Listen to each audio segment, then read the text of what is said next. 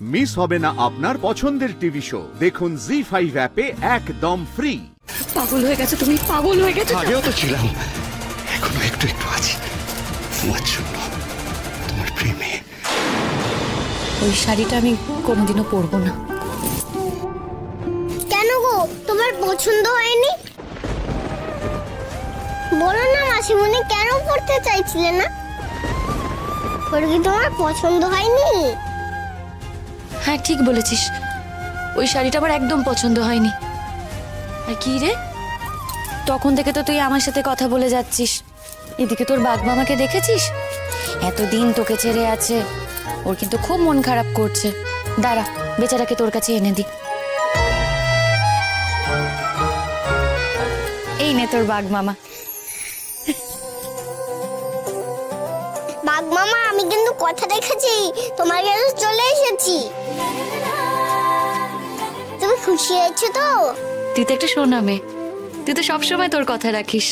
এই যে তুই আমায় বলেছিলি আশ্রমে গিয়ে সবার মজা দেখাবি, মজা তো দেখালি। তুমি কি করে জানলে? টিভিতে দেখেছি। ওদের যে খুব কষ্ট গো মাসিমণি। জানি রে, খুব ভালো করেছিস তুই, তুই ওদের কষ্ট দূর করেছিস। নে দাঁড়া, আমি বরঞ্চ তোর জন্য একটা জামা বার করে আনি। আমার কাছে জামা আছে গো, ওই ব্যাগে আছে, দেখো। ও থাকুক, আমি তোকে যে জামাটা দিচ্ছি সেই জামাটাই পরবি।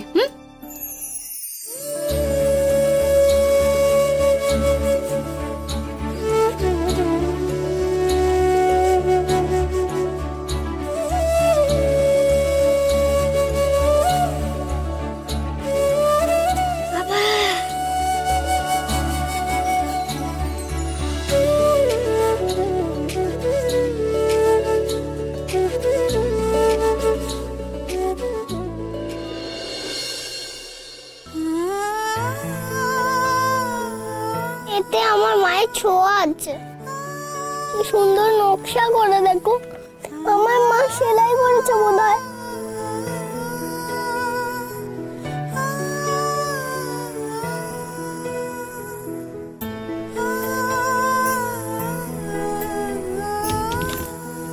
দুর্গামণি, এই দেখ, দেখেছিস?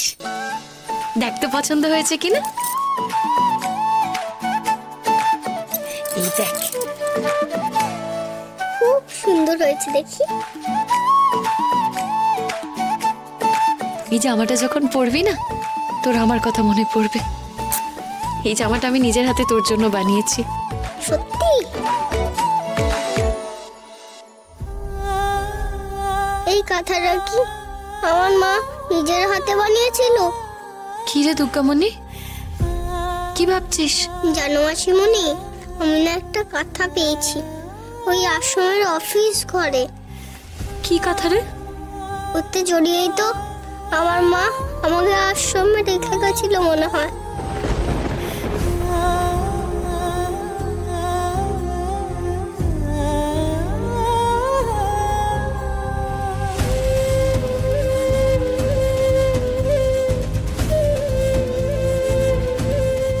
ওই কাঁথাটাই মনে হয় আমার মায়ের ছোঁয়া ছিল, তাই না গো? হয়তো আমার মা নিজের হাতে সেলাই করেছিল ওই কাঁথাটা, যেরকম তুমি আমার জন্য নিজের হাতে জামা সেলাই করেছো। এতে যেমন তোমার হাতে ছোঁয়া আছে, ওই কাঁথায় তেমন আমার মায়ের হাতে ছোঁয়া আছে। আছে না গো, বলো? নিশ্চয়ই আছে। দেখি কাঁথাটা কোথায়?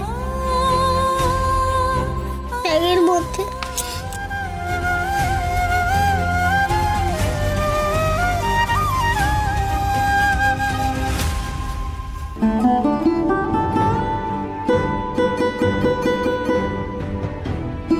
কি হলো দেখো?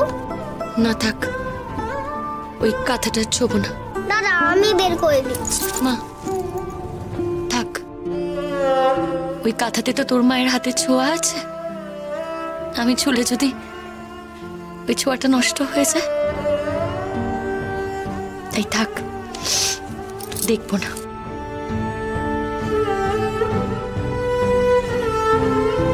ও মাসিমণি, তোমার কাছে এই কাঁথাটা যত্ন করে রেখে দেবে গো, পরে আমি নিয়ে নেব। আমি আমার কাছে রেখে দেবো কাঁথাটা, আলমারির মধ্যে যত্ন করে। ঠিক আছে।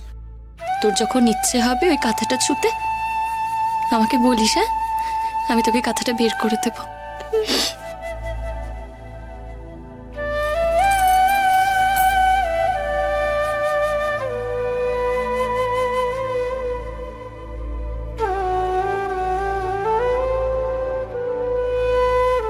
নে, হয়ে গেছে। এই দেখ, এইদিকে বাঘ মামাকে দেখ। তুই তো আশা থেকে আমার সাথেই বক বক করছিস, বাঘ মামা তো রাগ হচ্ছে, বাঘ মামার সাথে তুই কথা বলছিস না। তুই বরঞ্চ বাঘ মামার সাথে গপ্প কর, আমি তোর জন্য একটু খাবার নিয়ে আসি। খিদে পেয়েছে তো তোর?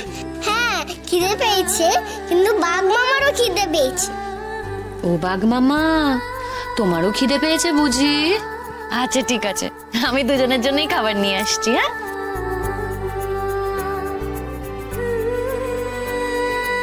ও বাঘ মামা, তুমি মাসিমণির খেয়াল রেখেছো তো? মাসিমণি কষ্ট পায়নি তো?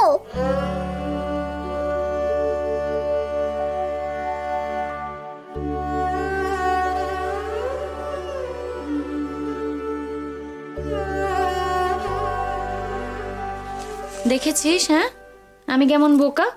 তোকে আমি বললাম যে আমি তোর জন্য খাবার নিয়ে আসছি, এদিকে জামাটাই তো তোকে চেঞ্জ করানো হয়নি।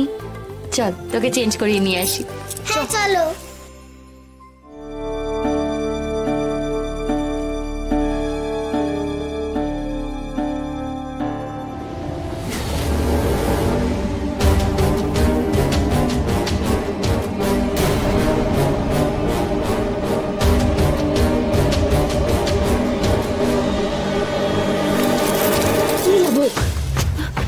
খুশি হয়েছো না শাড়িটা পরতে হলো না বলে? হ্যাঁ, আমার হাতে লাগছে, হাতটা ছাড়ো। লাগছে না? আমারও লেগেছে, খুব লেগেছে। এইখানে লেগেছে, এইখানে। কি ভেবেছিলে আমাকে অপমান করবে আর আমি চুপচাপ সবটা মেনে নেব?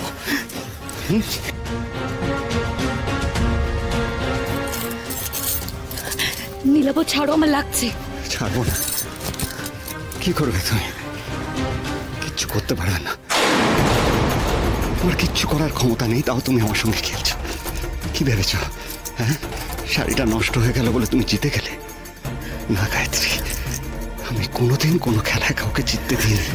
পাগল হয়ে গেছে তুমি, পাগল হয়ে গেছে। আগেও তো ছিলাম, এখনো একটু একটু আছি তোমার জন্য, তোমার প্রেমে।